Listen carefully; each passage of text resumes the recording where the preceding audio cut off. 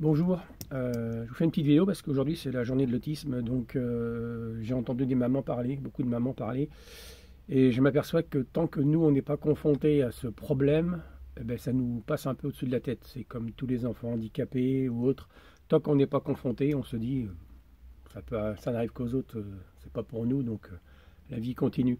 Et ben les accidents de la route c'est pareil.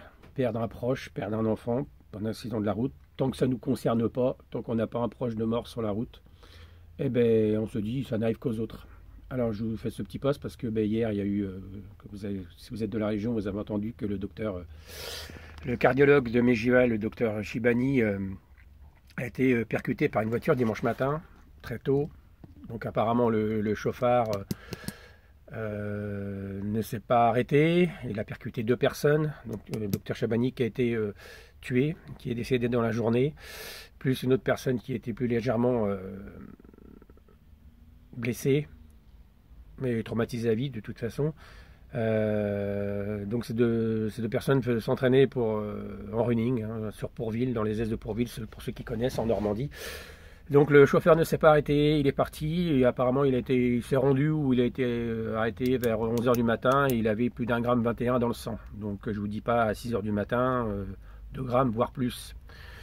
Donc c'est encore lamentable, toujours lamentable. Depuis que j'ai appris cette nouvelle-là, je suis pas bien.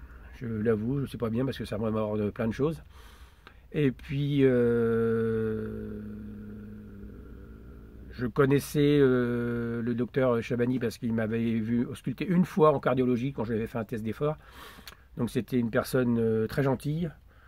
Je n'ai pas d'avidité avec cette personne, mais je me sens très très proche de la famille qui doit être dans un désarroi total aujourd'hui. J'ai lu ce matin qu'il avait 5 fils, enfin 5 enfants. 5 enfants. Donc il laisse 5 enfants et une femme qui doivent bien souffrir, bien souffrir, et bien avoir à l'arrache par rapport à ce chauffard. S'il était resté sur place après avoir bu, ben, ça ne serait pas arrivé. Le docteur Chabani serait en train de consulter à la clinique Mégival et tout serait normal. Mais là, ben, rien ne sera plus normal pour la famille et pour ses proches. Donc ça me révolte un peu, ça me rapproche, ça me rappelle Mathieu quand il a été percuté par un chauffard aussi. Bon, le chauffeur est parti, il est revenu avec sa compagne et c'est sa compagne qui a été désignée comme conductrice. Les gendarmes n'ont pas fait souffler le compagnon dans le ballon, donc on ne saura jamais combien de grammes il avait, mais il était fortement alcoolisé aussi.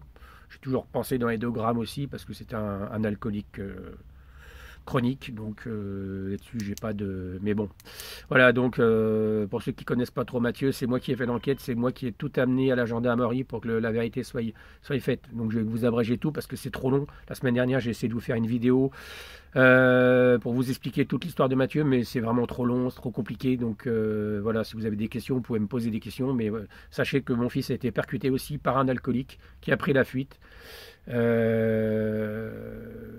Donc Mathieu était tout seul, donc il est parti tout seul dans le talus, quoi. Voilà, c'est le cas de le dire, c'est malheureux et ça travaille. C'était en 2005, le 15 octobre 2005, mais 14 ans après, bientôt 14 ans, rien n'est pardonné, rien n'est passé, on vit avec. Il y a des jours avec et des jours sans, mais sachez que pour ceux qui me voient sur les courses, courir avec le t-shirt, je cours pour mon fils Mathieu. Pourquoi je cours? Voilà, maintenant tous les trailers, tous les runners du coin vont peut-être plus prendre conscience de mon combat, parce que j'étais un peu seul, hein, on ne parle pas beaucoup sur les courses, on me demande quelques petites questions des fois, mais rien de bien spécifique. On se dit pourquoi il court, c'est dommage, 2005, 1987-2005, un jeune homme, 18 ans, ouais, c'est triste, mais bon, voilà, peut-être on me prend parfois pour un fou, mais bon, moi je m'en fous, de toute façon je cours pour la bonne cause, je cours pour mon fils, parce que je sais qu'il est toujours avec moi, donc je cours pour ça. Sinon je courrais pas. Franchement, si j'avais pas de motivation première, je courrais pas.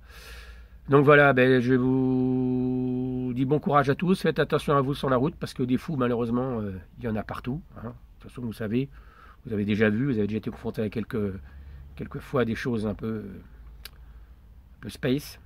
Donc je vous dis, ben, abonnez-vous à mon Facebook Courir pour Mathieu. Mettez-moi un petit coucou de temps en temps, un petit mot pour me soutenir, ça me fera toujours plaisir. Et puis j'ai ma page YouTube aussi, Courir pour Mathieu, où il y a des petites vidéos du coin, de certaines choses. Voilà, bah écoutez, je vous fais mes amitiés à tous mes amis runners. Des bisous à la famille et puis merci à ma petite femme de me soutenir dans mon combat de tous les jours. A plus, bisous.